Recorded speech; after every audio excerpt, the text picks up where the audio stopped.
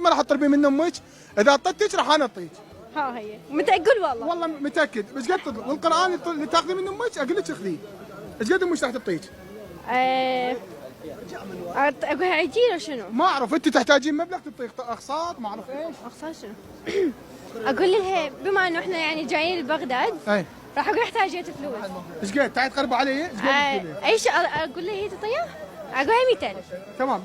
هسه احنا مسوين سايلنت. تمام مسوي كتم.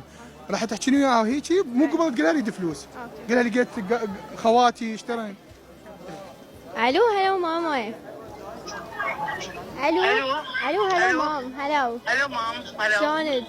هلو عيني. اقول لك ماما لقيت كتب وداريد اشتريهن، تعرفين احنا بسليمانية ما عندنا كتب. زين. فاريد 100,000 انا حتى اخذ كل الكتب اللي اريدها وقرطاسية للجامعة. بالايفون. اي تعطيني؟ اعطيك شنو؟ 100,000. 100؟ اي ايش دعوه 100؟ مو بسليمان يعني كل كتب كردي فانا ما افهم كردي، يعني لازم اخذ منها كتب عربية. 50 75 50. 100 مو هو احنا نجي بغداد. بنتي انت هسه اخذتي الكتب تعطيني فلوس ولا تخابرين على ماما؟ شنو شغل بماما؟ لا شنو؟ فلوس نريد فلوسنا. يلا مام تعطيني لو لا حتى انطي اياه. طبعا انت مام. لا خلي الشرطه ياخذوها. شنو؟ لا يا شرطه هي عدها. اعطيني موبايل عاد اخذ الموبايل مالتها. لا يا موبايل هي عدها عيني. شنو امي عاد احنا صار لنا ساعه واقفين، هي صار لها ساعه تدور بالكتب. لا عدها هي عدها. هي عدها تقول ما عندي، تقول راح اخابر امي تدز لك على شو اسمه على البطل. خلصتن. لا شايلين. هاي تقول ما عندي خلصت، هاي بنتي جات تحكي وياك. مام خلصتن ماما خلصتن. مام امجد خابر الشرطه ذولي ناس جاي هنا. مام عد ملاكي اكو. عد ملاك. وين ملاك؟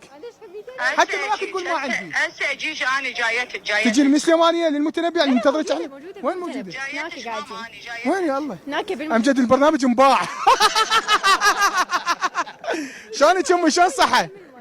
الله يوفقك. وياك الاعلام عمار الشامي. اهلا وسهلا كل الهلا. فدوى عمرك وربي يوفقك. شكرا لك. عيني ممنونه. فدوى عمرك. ليش تبيعني البرنامج؟ ما بايع البرنامج موجودين يم خير المي. ان شاء الله. امك وقفت لك. أيوة. والله يوفقك. وصديقتي صالحتني. صديق بعد شو تريدين؟ يلا 200,000. هسه انا اريد ال 100,000. انت تعطيني 100,000. ايش راح توجه رساله لامك؟